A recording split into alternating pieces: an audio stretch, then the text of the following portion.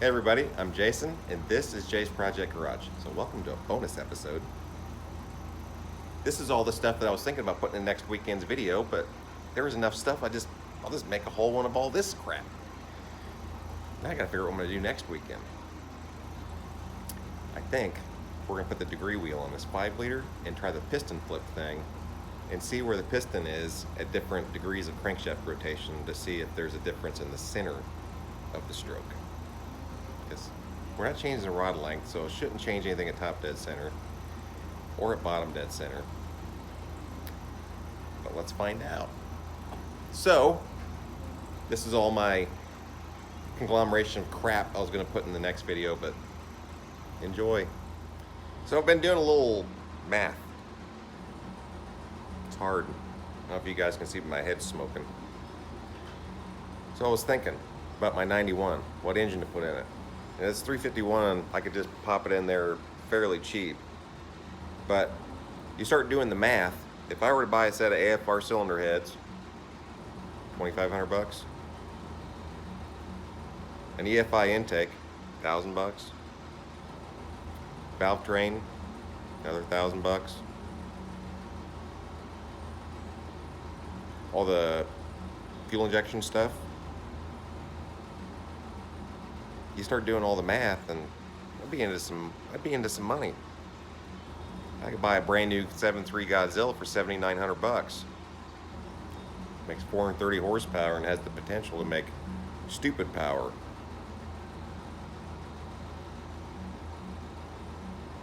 What should I do? Stick with the old 351? Just leave the iron heads and stuff on it and drive it? Should we just Godzilla swap this thing? I mean, camshaft and a tune and make over 500 horse, no sweat.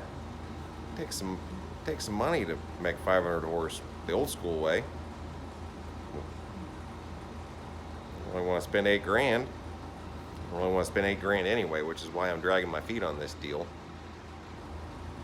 You know what you guys want to do.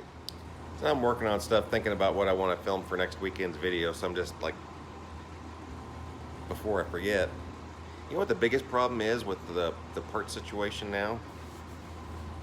Is we've always had those problems, but nobody ever knew about it. We didn't have the internet. All we had was word of mouth.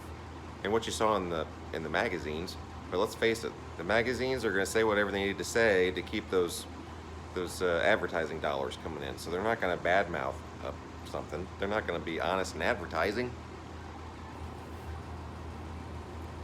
So I think the internet is probably one of the greatest things that's ever happened and one of the worst things that's ever happened at the same time.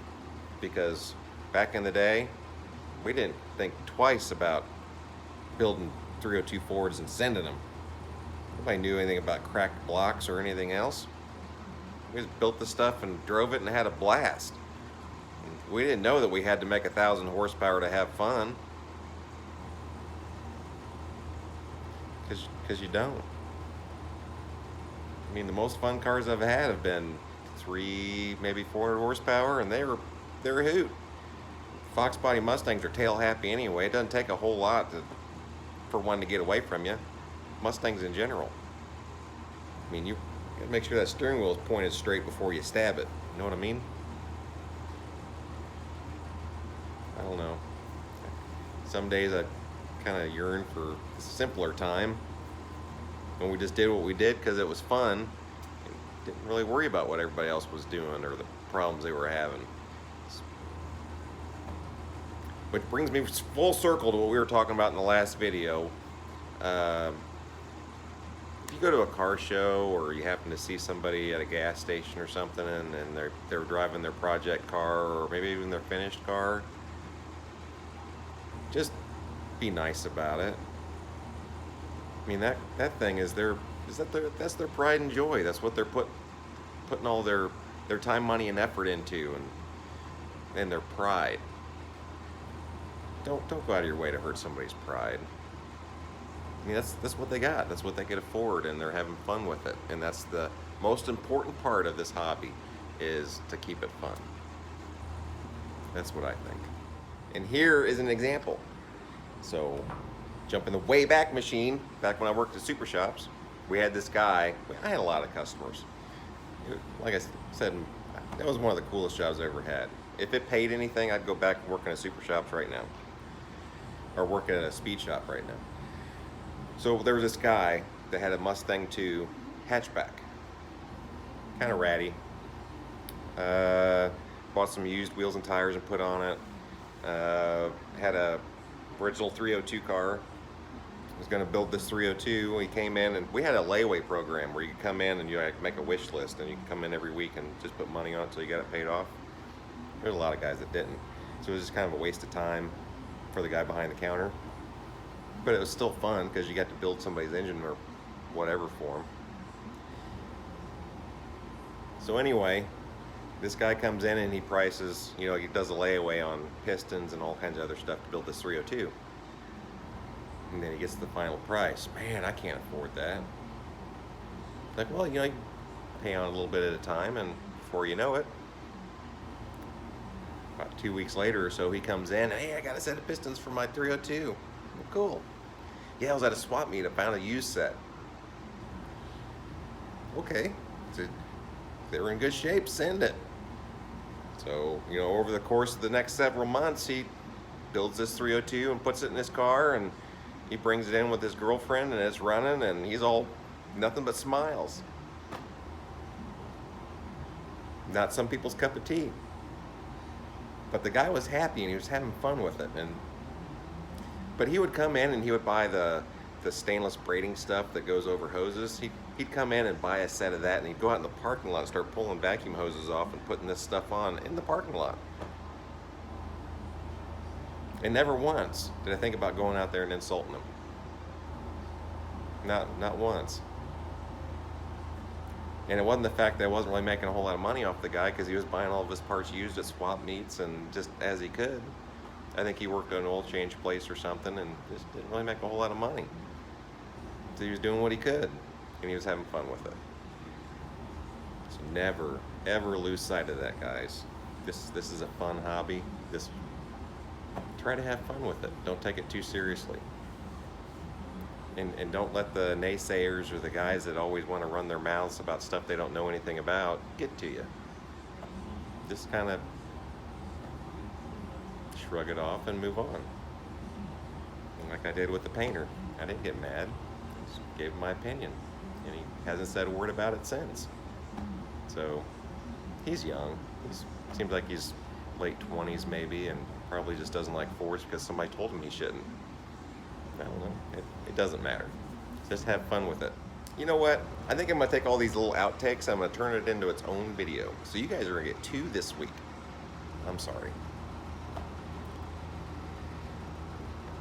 So I'm working on stuff, putting lights up for the kids so they can see what they're doing after dark and all that crap, and this stuff's, which is good. Keeps you excited. Not just about making videos, but about cars in general. Keeps you thinking all the time. So Facebook, I'm in a bunch of different groups, Ford groups, and 351 swap groups and all this other kind of stuff. And some guy asked about, what's the deal with 302s and the 500 horsepower thing. So everybody's throwing. I had a bunch of responses. And I didn't even read them all because I just throwing all this stuff out there. Oh, don't ever spin it past 6,200. Why not? Somebody needs to tell 5.0 Tussin that, because what's that? The fail TD? He spins that thing 7,200, and it's a 250 some or 200 some thousand mile Explorer short block, untouched. Spins it over 7,000 and has been for a while, and it's soldiering on. I think one of those Facebook guys needs to let him know that he's doing wrong, and that thing's going to blow up like any second. Or just let him keep doing what he's doing, because he never breaks stuff, engine stuff, and my point is, don't always listen to the stuff you read, because sometimes seeing is believing, and 5.0 Tussin is the prime example. Like, well, that thing probably just doesn't make enough power to blow itself up. I don't know. It's one of the fastest cars he's got. It's deep into the 6s and the 8. The car's no joke. It's pretty cool. It's amazing what you can do with stock stuff if you give it a chance. Okay, one last story, and then I gotta get back to work. Back to Super Shops. This is a story from Jason's car past. So there was a guy that used to come in all the time. Funny thing is he was actually a Mustang guy, but he had a 69, I think it was a 69 Chevelle, 68 or 69. Bought all of his parts from us. He built a pretty gnarly 355 with a tunnel ram and 2 4s, and had a big the big hood scoop with the 3 blades in the front. It was bright yellow. Then he'd come in and, oh, it had a 4-speed in it. And he'd come in, oh yeah, I yanked the front tires on this thing. One of the guys I worked with, oh yeah? He said, oh yeah, I bet you I could yank the front tires out in your front parking lot.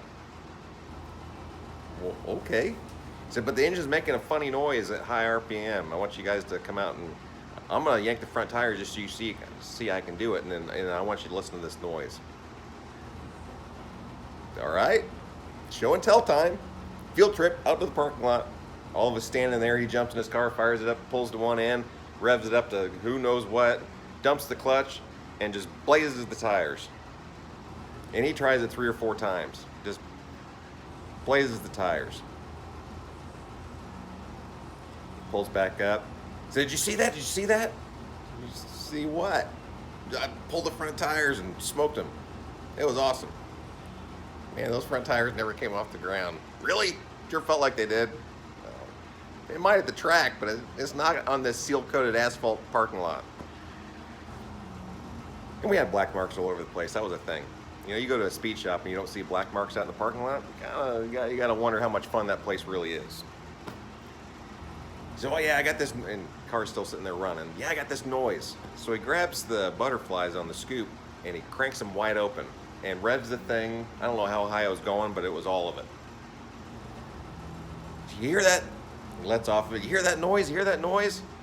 Meanwhile, the guy I work with and I took a couple steps back as he was doing it, and I covered my private parts, waiting for stuff to come shooting up from underneath the car. It's like, dude, that's valve float. I don't know how high you're revving that thing, but it's beyond the abilities of those valve springs. Probably shouldn't twist it that high. It was funny. We laughed, had a good time. He wound up selling that car and getting a 67 Chevelle. Was going to put his engine from the 69 in it, and I don't know what happened with that, but he wound up getting hardcore into Mustangs. So I always wanted a 69 or a 70 Mustang, but never could afford them. That's why I built the Chevelle. I don't know. Could have built a Mustang for the same money, but you know, whatever. So that's it. I got stuff I got to do. I can't sit here and talk to you guys all day. For now, you guys get out in the shop and work on your projects. Have fun. Have a great day, and I'll see you next weekend.